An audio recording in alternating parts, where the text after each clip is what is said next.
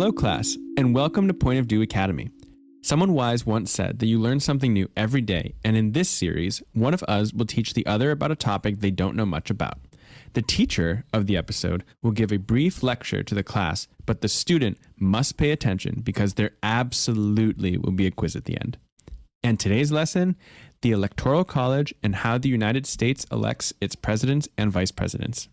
Grab your backpacks, marble notebooks, and don't forget to give your teacher a piece of fruit because class is in session.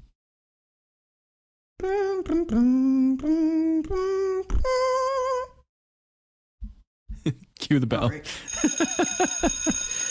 Hello, Nicholas. Are you? Hey. How you doing? I'm doing so well. Are you? Yeah, I actually am. Good. How are you? I'm good. I'm a little tense. Election stress. Remember when we did those episodes back in the summer about the election and stuff? And yes. I was like quoting all these numbers and stats and polls and all that. Mm-hmm. Well, guess what the forecast and the polls say? A mixed bag. Yes, that is true. They're all saying their job is literally to predict the results. And they're all, well, forecasts are at least. And the results literally say it's a coin toss. So that's great. A little stressed, but I'm helping people process their absentee ballots and mail-in ballots and helping people vote. And that's been nice. And that's how I've been dealing with my stress. Well, good on you, Teach. Thanks. If you haven't gotten it by now, Justin will be teaching this episode. I'm curious, what piece of fruit have you brought for me today? I don't know. I don't know. All right. Well, then just know that your grade on the quiz at the end will be reflected based on... I have an A+ in your class. Thank you very much. I feel like I haven't gotten a single question wrong. I don't know if you so have far. either. I think I got one wrong. Yeah. I don't know. And you have you've taught. You need to teach me grammar. Yeah. You've taught too, so it just makes my average less. Anyway. Yeah, it makes it harder for you to... I'm not teaching math. Yeah. No recreational math for me. Recreational. Shall we?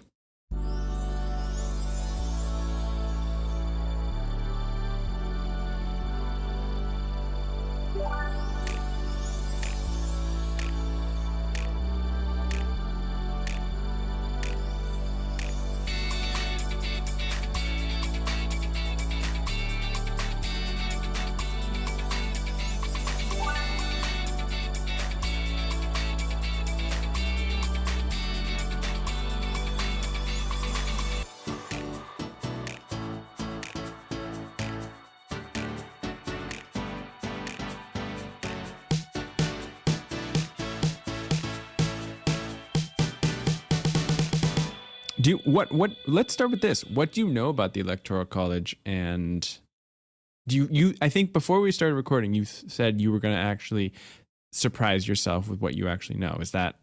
Yeah. I'm not going to answer the question because Okay. I don't think I can speak to it eloquently, but I do think I know more than I think I do. That sounded really crazy, but I do think I know more than I think I do. Yeah. I used actually honestly, twice in the sentence before that, so you're right, we're really doing well. Right, but I genuinely think I know more about the Electoral College than I give myself credit for. Yeah. And that just sounded like really high on myself, so. I mean, I think to be fair, a lot of Americans who participate in democracy and the democratic process of voting don't know how the Electoral College works. So. Right.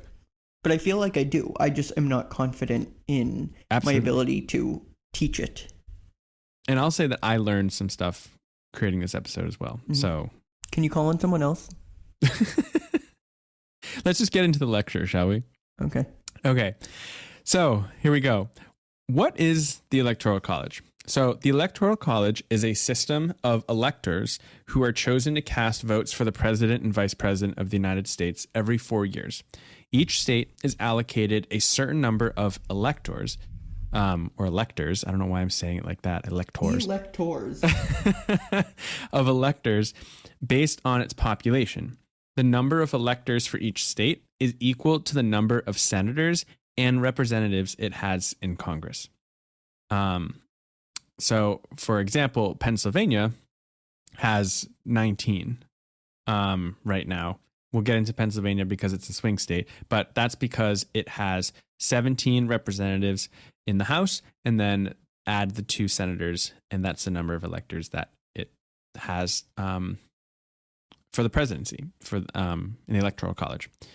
Now, something that I learned, and I wasn't completely sure of, but because the number of electors is equal to the number of senators and representatives it has in Congress, is that the census every 10 years determines how many electors you're going to have. So, for example, and that shifts every 10 years, right? Because the based on population, if people moved or unfortunately passed away in a certain state and it wasn't, repopulated by either immigration or, babies being born, then some states will lose the number, like representatives, because there are less people, and other states might gain them. So I figured it would be helpful that since in 2020, which is when we had our last presidential election, the 2020 census resulted in 7 states losing one elector, and they lost one.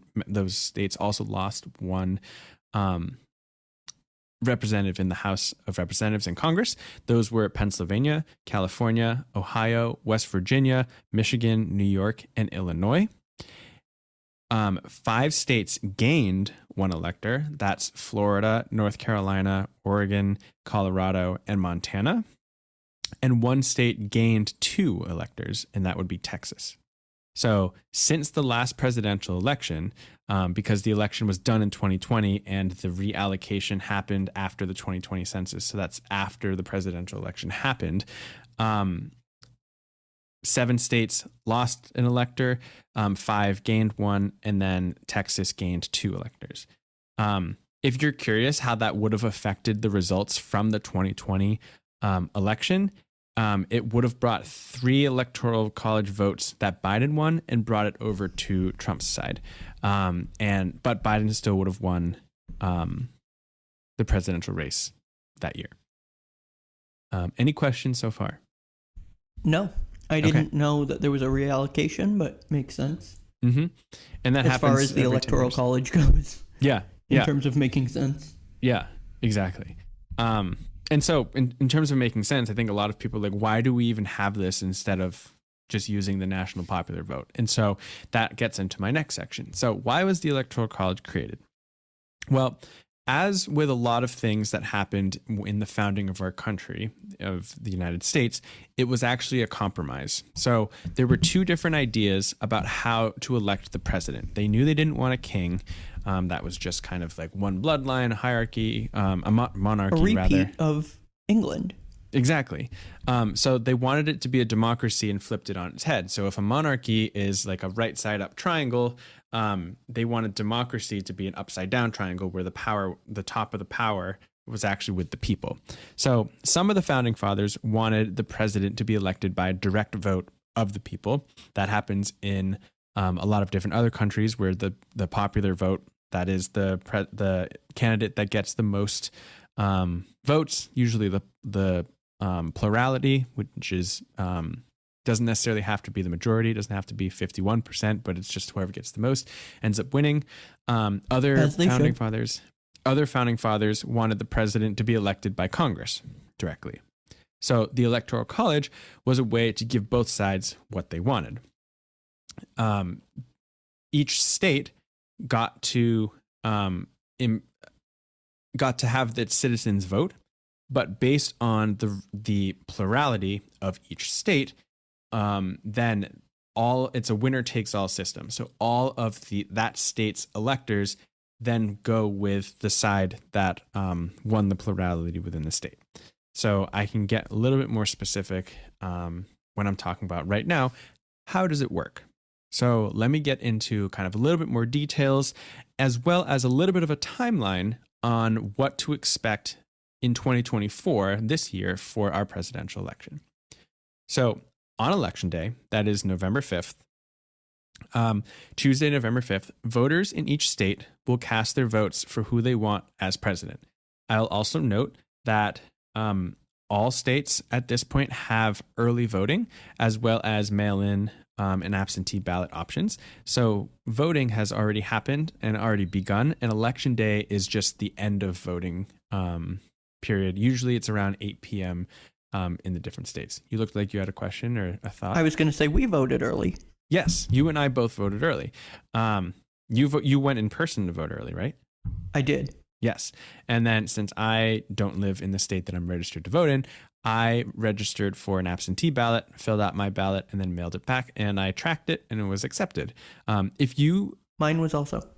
If you vote by mail, most states have a portal to track your ballot. And so I really recommend tracking your ballot to make sure it was received and accepted, because sometimes there's an issue, sometimes it gets lost in the mail, etc.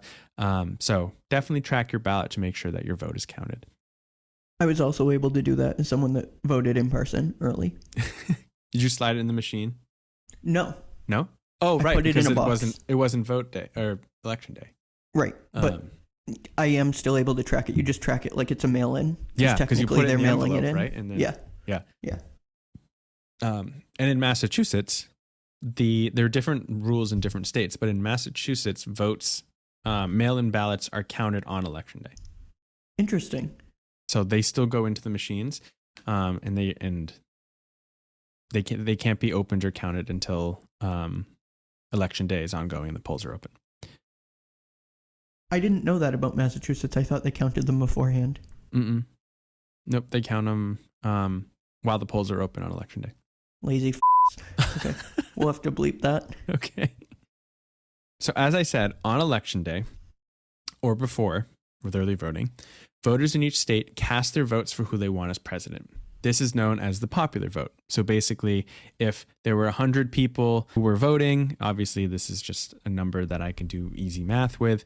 If 100 people were voting and 60% voted for pineapple and 40% voted for cherry, then the popular vote, that is the more people voted for the pineapple, so the popular vote being that the pineapple was more popular, then the pineapple wins that state. How dare they? Now, putting this into election terms, you have typically the two candidates from both of the major political parties in the United States. You have the Democrats and the Republicans. There are typically third party, fourth party, fifth party candidates also on there, but it's nearly impossible for them to win because they rarely get the plurality within states. Technically, for instance, Jill Stein is running for the Green Party. If Jill Stein got more votes than Kamala Harris and Donald Trump in a state, then technically all of that state's electors would have to vote for Jill Stein, which is very interesting, but it's highly unlikely given the partisanship and the power that the major parties play in our system. So, we have the voters in each state going to cast their vote. The candidate's party that receives a plurality, as I said, receives the most votes. It doesn't have to be a majority or more than 50% of the votes, then gets to designate the electors to vote on the state's behalf.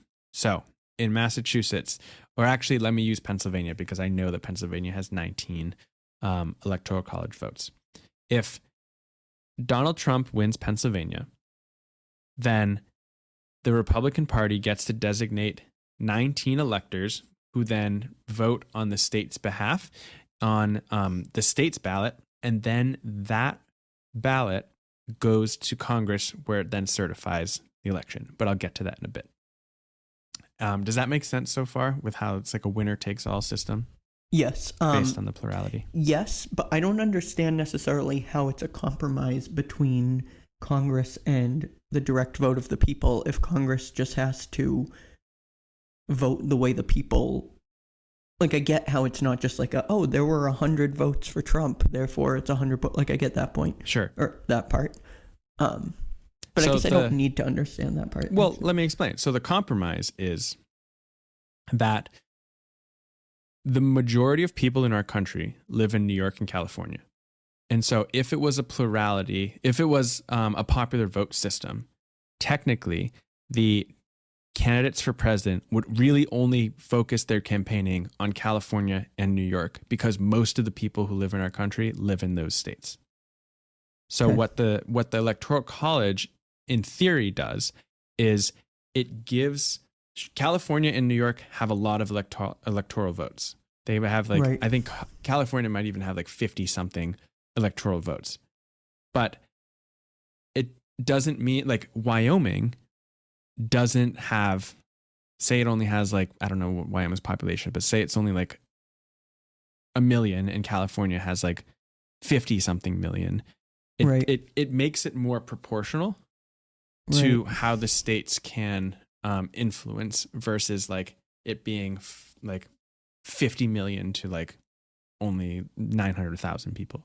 Right, and I get that because different states have different needs, I'm sure. I mean, I'm sure most of them, or a lot of them overlap too, but like at the same time, like giving two people the same power is 50, and that's obviously a just a fake number I'm throwing out there, but like that seems kind of H, as they say in Congress. Sure. And I'll get to some reforms too that people have suggested for the Electoral College as well. Cool. And you said like for example, the Pennsylvania ballot would be then certified by Congress? Yes. Or what are you talking about? Sure. I was just trying to get the answer, make sure that I had it right. Yep. So, and I'll get into that in a second. So, all states, like I said, it's a winner take all system. So whoever wins the plurality, and in some states this year, a lot of swing states, it might be by like 1 percentage point or 2 percentage points, or even like a fraction of percentage points, that a party wins. That party then gets to designate the electors, to vote. There are two states. Do they pick certain electors? Yes. So that party, like the Democratic Party, could say, okay, these are our electors. Yes. And typically the party's electors are picked before the election. So if the Democrats win, then they'll send, like in Pennsylvania, these 19 people, or these 19 people will vote. If the Republicans win, then these 19 people will go. Usually it's not just like, hey, Jenny from the block, do you want to be one of the electors? They tried last year. Well, actually, I'm going to get into that. The fake electors scheme that kind of happened. Right. There are two exceptions to the rule of winner take all. That is Nebraska and Maine. So Nebraska and Maine also award one vote to the winner in each congressional district. So Nebraska, for example, has 5 electoral votes. They have 3 members in the House and 2 members in the Senate, because every state has 2 senators. Okay. The way that they allocate their electors is, since they have 3 congressional districts, the winner of each congressional district gets 1 electoral vote, and then the remaining 2 goes to the winner of the entire state.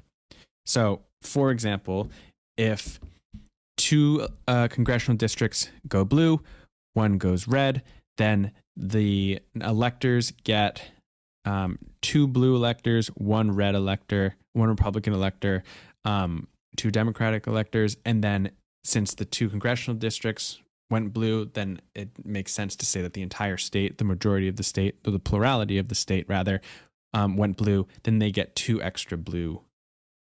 So Democratic it's essentially just like another step, another tier.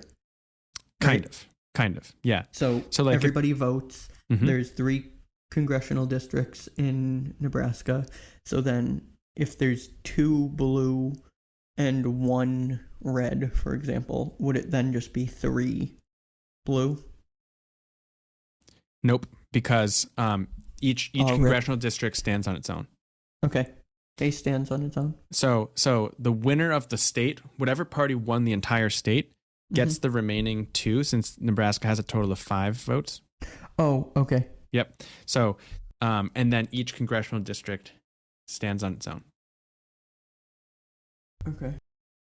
Seems a little sus, but sure. I'm not actually questioning the legitimacy. I just needed to say something for filler.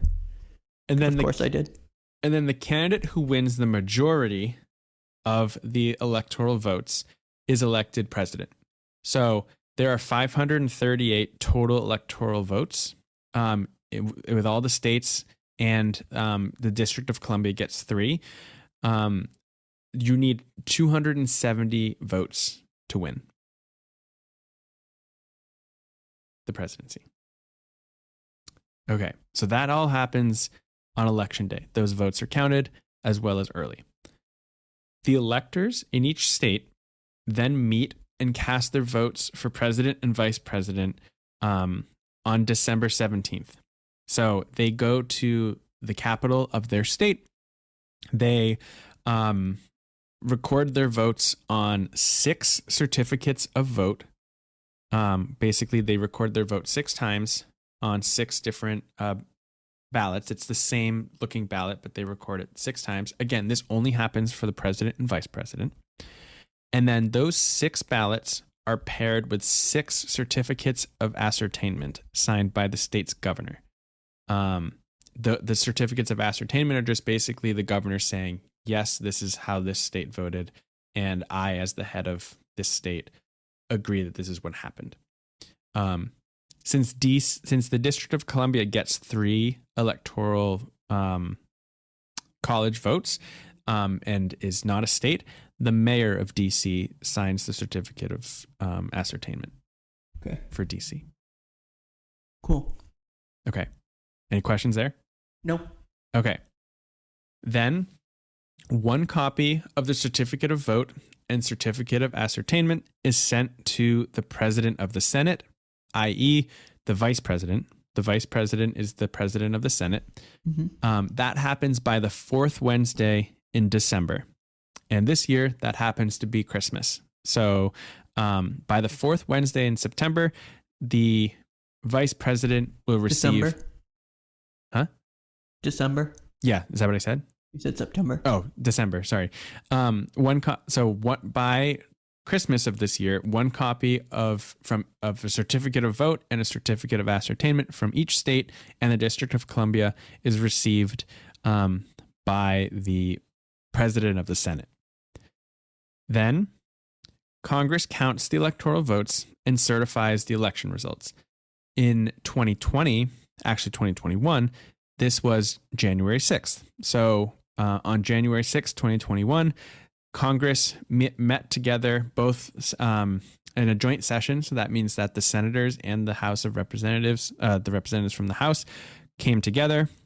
The president of the Senate announces the results and declares who won. That will happen. This is just by coincidence on January 6th, 2025, next year. Looks like you had a question. No, I'm just anticipating you teaching about the marching of the goons.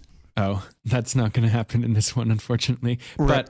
But that is what, on January 6, 2021, that is what the insurrection at the Capitol was trying to disrupt, is the certifying of the election results. The president of the Senate announces the results and declares who won. If there are any objections, they must be submitted in writing and be signed by at least 1/5 of the members of the House. That's 87 House members, and 1/5 of the Senate. That's 20 senators. If objections are presented, the House and the Senate go to their respective chambers of the House, of the Congress, to consider the merits of the objections. There are only 2 grounds that are acceptable for objections. Either 1, the electors were not lawfully certified under a certificate of ascertainment. So there was the governor or something went wrong with the certificate of ascertainment. I will say that there have been some reports of governors this year saying that they will not certify the results of their state's elections. So depending on what they are. So that seems so illegal. So again, that could hold up the process, and lawsuits could happen. And we will see what happens if that does move forward. And then the second ground for objection is that the vote of one or more electors has not been given. Basically, this is where there was a alleged scheme of fake electors that were sent on January 6, 2021, who were not the official electors from that state. And so those people cast votes that were not the specific, truthful and honest votes of the people of that state. And you said that was alleged. This is all alleged because it's in a lawsuit still.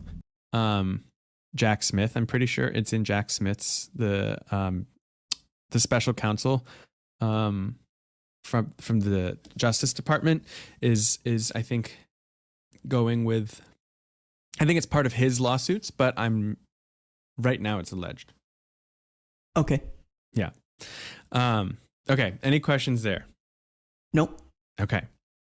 So I also just want to say that the certifying of the election is at this point pretty ceremonial. It represents kind of the peaceful transition of power. No matter what happens this year, like I said, the president of the Senate is the vice president. So no matter what happens, if Kamala Harris wins, she either certifies her own win since she's the vice president, or she has to certify that she lost. So no matter what happens, I expect that she will still do her duty to certify that the election results are what they end up being. But it's mostly a ceremonial thing at this point. Who knows what can happen? Because we think we live in a time when a lot of things were purely ceremonial, but now are being ways to contest certain things in the electoral process. But I just wanted to point that out as well. Okay. If no candidate can win 270 electoral votes in the Electoral College, the 12th Amendment states that the House of Representatives decides the presidential election by majority, choosing among the three candidates who received the greatest number of electoral votes. However, that's how Jill Stein. Kidding. Yeah, that's how Jill Stein wins. Yeah. However, the vote would be taken by state, and each state only has one vote. So I'm a little bit unclear how that works, given that states have more than one representative, and oftentimes they're of different parties. So, if it gets thrown to the House, experts that know this better than myself this year say that Trump would win, just given the number of Republicans that are in the House of Representatives. At the moment, they have a majority. So, but that's how it works if no candidate can reach 270 electoral votes. I feel like one of them is going to. We can only hope, because it's a nightmare if it gets thrown to the House. Yeah. Anyway. So each state gets one vote. DC does not vote because they don't have a voting member in the House. And then interestingly, if no candidate for vice president reaches 270 electoral votes, then the Senate elects the vice president. They do so by majority vote, choosing between the two candidates who receive the greatest number of electoral votes, and each senator has one vote. So if there is no candidate that reaches 270 this year, and the president gets thrown to the House, and the vice president gets thrown to the Senate, we could have an interesting situation where if Republicans hold the House, which currently they do, they nominate Donald Trump to be president, and the Senate, which is controlled by Democrats right now, could nominate Tim Walz to be vice president. Then we could have a Trump-Walz presidency. That would be an interesting 4 years, and also potentially the first time a president had 3 VPs, question mark? 3? I guess so. Yeah, because he was nominated. His first one did not. Yeah, his first one did. Yeah. Pence, Vance, and then Walz as vice president. Yeah. So I found that to be interesting. I learned about that one. Okay. Interesting. Some common questions. Why don't we just have a direct vote of the people? Well, as I said earlier, the Electoral College was created to give smaller states a say in the election of the president. Without the Electoral College, candidates would only really have to campaign in large states with large populations, such as California and New York. And so the founding fathers thought that a compromise would be that the Electoral College was created, and based on population, a number of representatives and senators was given to each state, and that would be the number of electoral votes they received. Why is it possible for a candidate to win the popular vote but lose the Electoral College?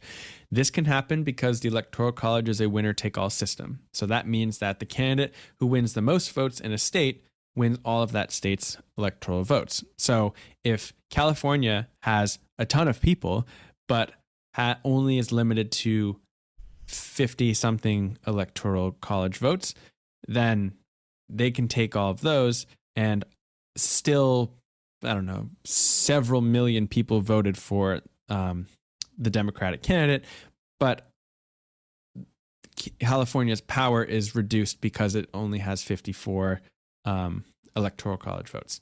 Again, that is still a significant number. It's one of the largest numbers in the Electoral College. But it reduces its power tremendously from if it was just population based. Is the Electoral College fair? Well, the Electoral College has been criticized for being unfair to candidates who win the popular vote but lose the Electoral College. However, others argue that the Electoral College is necessary to protect the interests of smaller states from just being overrun by states that have more population. So it's kind of up in the air about whether you think it's fair. Finally, my last piece is some different ideas that have been brought up to reform the electoral system in the United States. One idea is abolishing the Electoral College and using a national popular vote system. Democrats in recent history have wanted this because they have won the popular vote since 2004.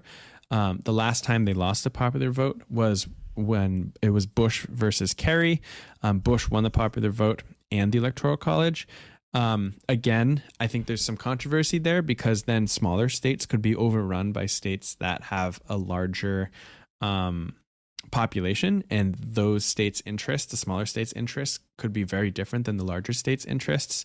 And so having their voices heard versus being drowned out by the majority is a reason for the Electoral College to still exist, or is an argument, at least, for the Electoral College to exist. Another potential reform is proportional allocation of electoral votes. This is personally my favorite. States basically could allocate their electoral votes proportionally based on the popular vote within the state rather than the current winner-take-all system. So, for instance, if you had a state that has 10 electoral votes and 30 votes went to Democrats and 30% of the votes rather went to Democrats and 70% went to Republicans, then of the 10 electors, 7 of the electors could be Republican votes, and then 3 would be Democrats. I think that would be more proportional, and that could be more helpful because it still keeps the system of the number of electors being tied to the population of the state, but it kind of reflects more the population's desires, their votes. And then finally, another reform is the congressional district model. So similar to Maine and Nebraska's current system, electoral votes could be allocated based on the popular vote win in each congressional district, with the remaining electoral votes going to the statewide winner. So this would provide more representation for different regions within a state.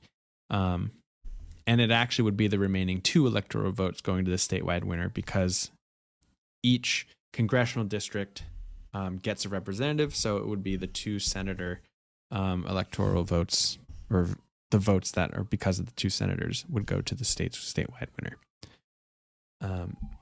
All right. That's all I have for you. Any questions on reforms? Any thoughts on those reforms? Nope. Okay.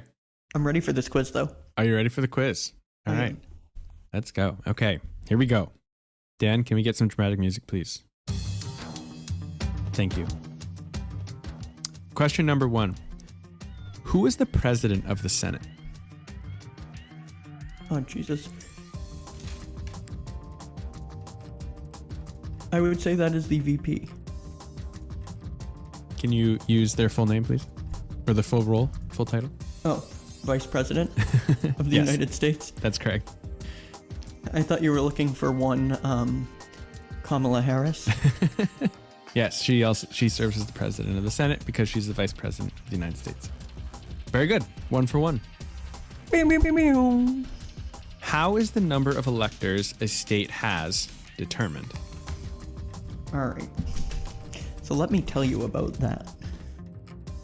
The thing about that is, I'm looking for my notes. It's How many notes tied- did you take?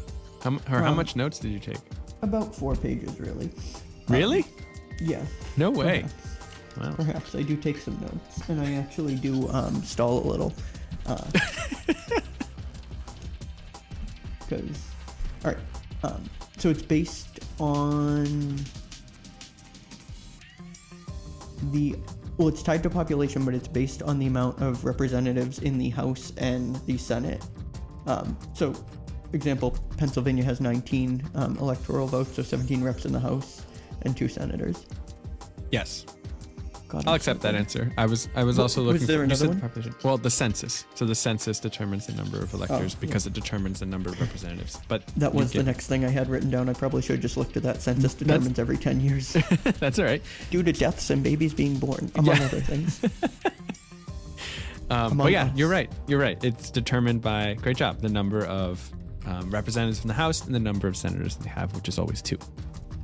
Very good. This next one, question 3, you're 2 for 2. It's multiple choice. Which states also award electors per congressional district? A, Nebraska and Maine.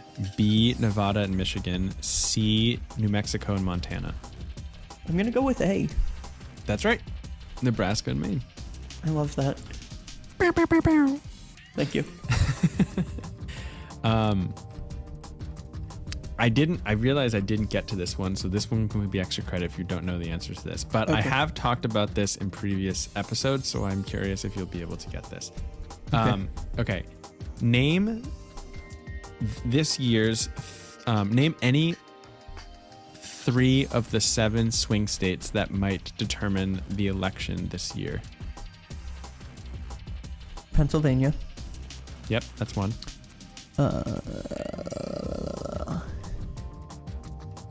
So the thing about swing states is they're swinging. Okay. Yeah, they're states. They're states. They could be red, but they could be blue. I But did they're get most- one of them. They're most I'm gonna say, is predominantly Maine one? purple. I feel like Maine could be one. Nope. Is Tennessee one of them? No. Nope. Texas? Nope. I'm doing so well. Think about what states you might associate as like, okay, that state's definitely red, that state's definitely blue. Right, no, that's what I'm Which trying to ones? do. Yeah, You're yeah. giving me way too much credit that you think I didn't do that beforehand. I'm not giving you any credit for doing that, really. I wasn't Yeah. giving you too much.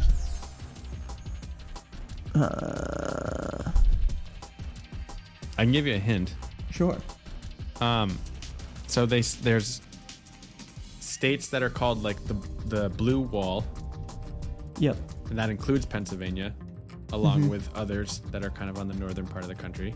Then there's the Rust Belt, which is along the southern part of the country. That includes 1, 2, 3, 4 different states. What a terrible name. The Rust Belt. Or the Sun Belt, but the Rust. Oh, I actually, would that prefer that. one's called the Sun Belt. Sorry, the Rust Belt is the same as the Blue Wall states because of their manufacturing that they do. But we hate rust. Who likes rust? The worst thing I've ever heard. So the Rust Belt is the same as the Blue Wall states. There's 3 of those. Pennsylvania is one of them. Virginia. Who the... Nope. I didn't think so. I was just Okay. tossing out a name. Do you want me to give you them? Yeah. Or do you want to let's venture another guess? let's see the top answer. Okay.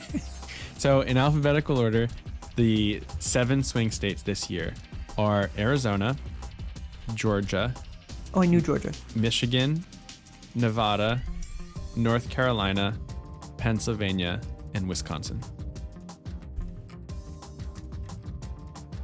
I would have gotten Georgia eventually. Okay. The other one's probably my 48th, 49th, and 50th pick. I'm kidding. And then District of Columbia was the other one with its 3 electoral votes. Yes. Yeah. All right. ADC. So that one's extra credit because I didn't mention it. Mr. Do, that wasn't taught. So extra credit. You got 1 point extra credit. Okay, question 5. How many electoral votes do you need to win the presidential election? Perhaps, I would say it's around 270, and by around, I'm going to say exactly. That's right. I just realized that I couldn't make a joke as I was giving the answer, because if I did that on a test, it would be incorrect if I said around 270. Around, you just did a little squiggle, 270. Little squiggle equal sign. Squiggle equal sign. Yeah, great job. So you got 4 out of 4 with 1 extra credit point. So true.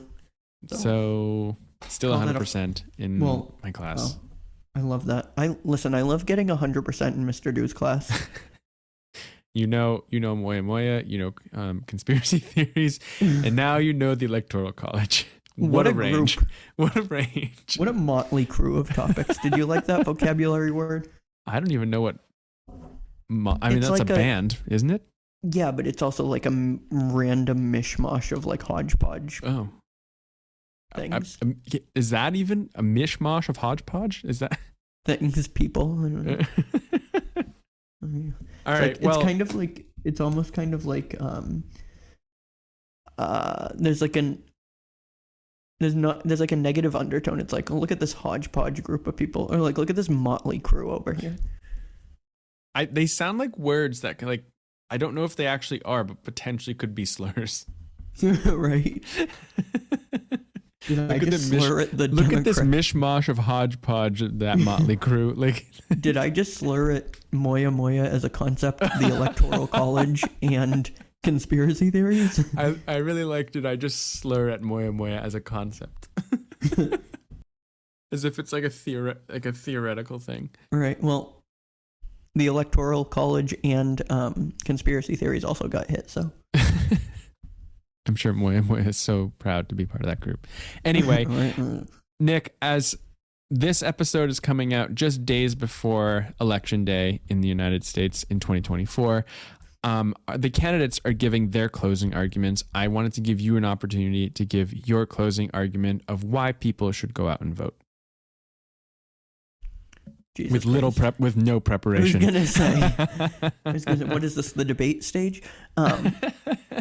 I would love to host a debate. I don't know if I've told you actually told you this, but I've thought about in this election cycle hosting a debate between like you and someone else who has like more right-leaning ideology and just like doing that. But I was like, I don't know if I'd want to do that because I wouldn't want to put people in a spot where they would feel uncomfortable or feel attacked or anything, either you or the guest we had. So I mean, you've already have. It's called Big Brother. I'm kidding. I'm kidding. Maybe in 4 years. Yeah. Listen, I'm not very good at this, but I'll say the count is only as accurate as the amount of people who come out and vote. So like, obviously it's valid. It's accurate's not the right word, but it's only as representative of the amount of people that go out and vote. So the more people that vote, the more voices that are heard. Does that make sense? I think that's a great closing argument. I think turnout is really important. Make your voice heard. It's a part of our democracy. It's a privilege to be able to vote. And this election, I know you've probably heard it all over the news and stuff, but it's a consequential election. It's one that there are 2 candidates who have very different views of a future for our country. And if you have anything to say about that, go and vote. That's how you can show your support or your view for the country in the future. So can I give a plug on how I think people should vote for question 5, because I am a server? Sure. So Nick and I vote in Massachusetts. And so question 5, a vote for yes would instill a minimum wage for tipped workers, such as servers at restaurants, bartenders, other industries as well. And it would also allow for the pooling of tips that those workers then receive for other employees, or to be split amongst all of the employees within that business. A vote for no leaves the current minimum wage for tipped workers the same where it is. What is that, Nick? It's like it's like $6.75. $6.75, but allows for tipping as you're used to. Again, this only applies for Massachusetts, as we're used to. Nick is a server, and so I give the floor to you. So, okay. So I just want to say a couple quick stats. So this is according to protecttips.com. And you may or may not be surprised by these, but 80% of tipped employees found or believe that the current tipping system works for them. 88% oppose a tip pool where tips are shared with non-service staff, and 90% believe that if tipped wages are eliminated, tipped employees will earn less. So those numbers aside, and you can go to, like I said, Protect Tips, right? Yeah, protecttips.org to learn more. But I'm just going to give you my pitch really quickly. So servers, myself included, make more than minimum wage.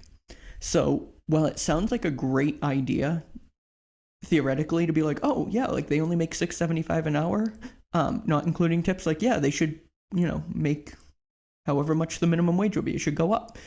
That sounds great.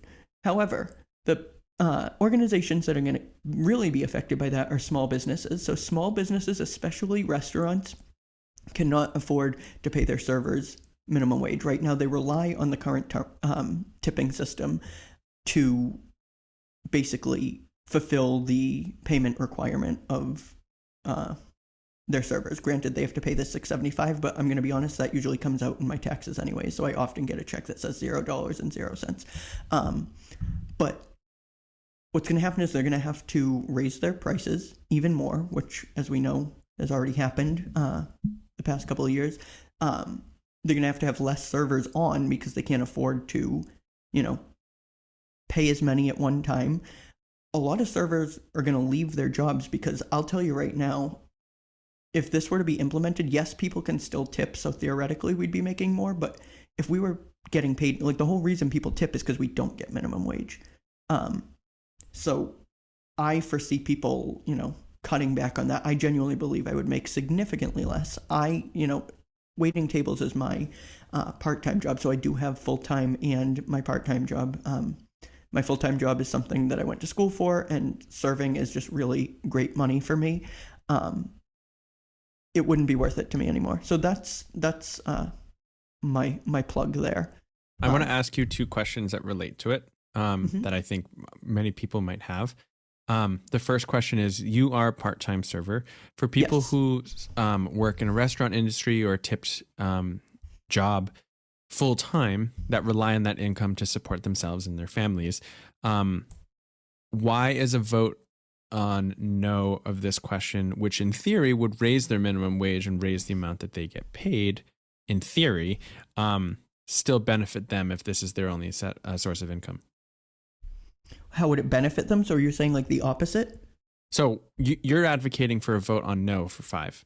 Mm-hmm. So how would a vote on no actually benefit someone who works full-time as a server and that's their only source of income, when in theory it seems like it would help them? A vote yes would help them because their minimum wage would go up and the amount they would get paid in theory would go up.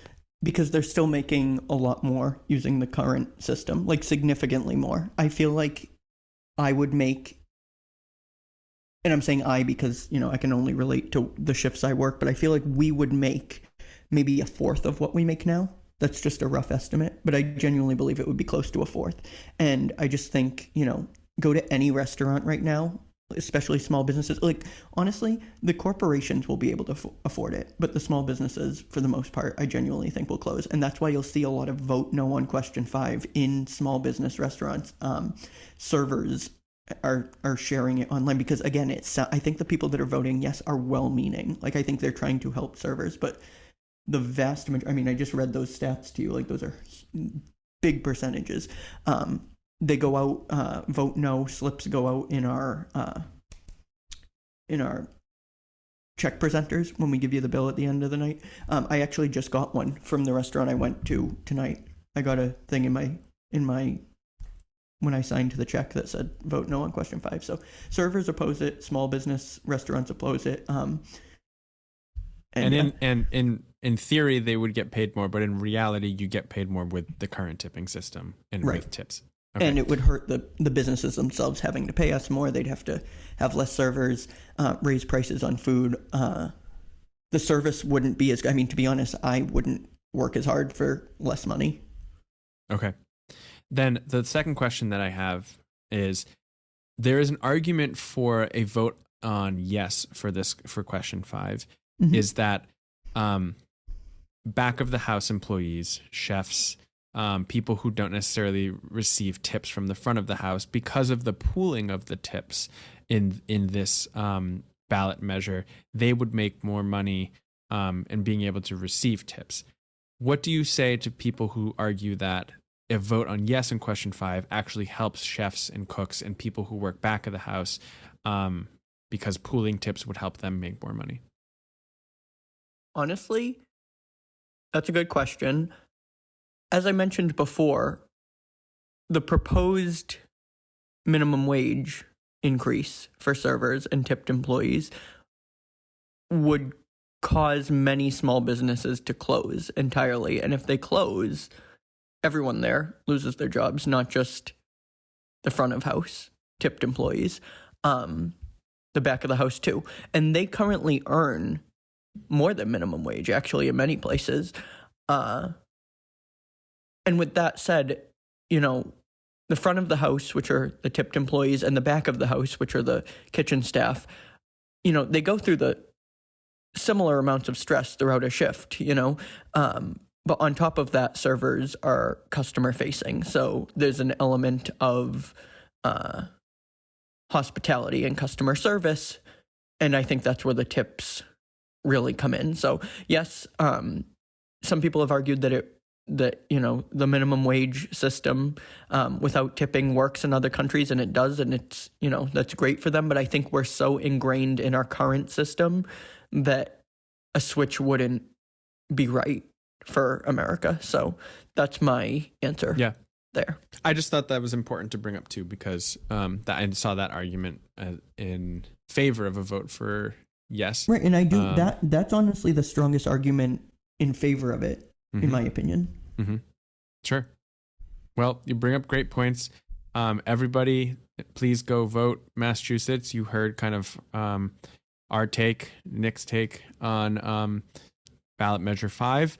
But go vote, make your voice heard. Now is the time to do it. And we're in this together when we find out the results, no matter what happens. Anyway, thank you for this episode. You were a great student. My name is Justin Dew. Oh, and I'm Nick Gervasi. You said thank you, so I was like, wait, what? You can reach us at our email, pointofdewpodcast@gmail.com, and on our socials, Instagram, Facebook, Threads, and TikTok at Point of Dew Podcast, and X at Point of Dew. If you enjoy our show, make sure to follow the podcast and give us a rating or review wherever you get your podcasts, or share us with a friend or family member. We really appreciate it and are truly grateful for your support. As always, we hope you have a great 2 weeks, or whenever we come back on the air, since we're being very irregular recently. Thank you for listening. We still have that 100th episode coming. This was a bonus episode. Just want to make that clear. And until next time. I thought this was episode 101. Until next time. H.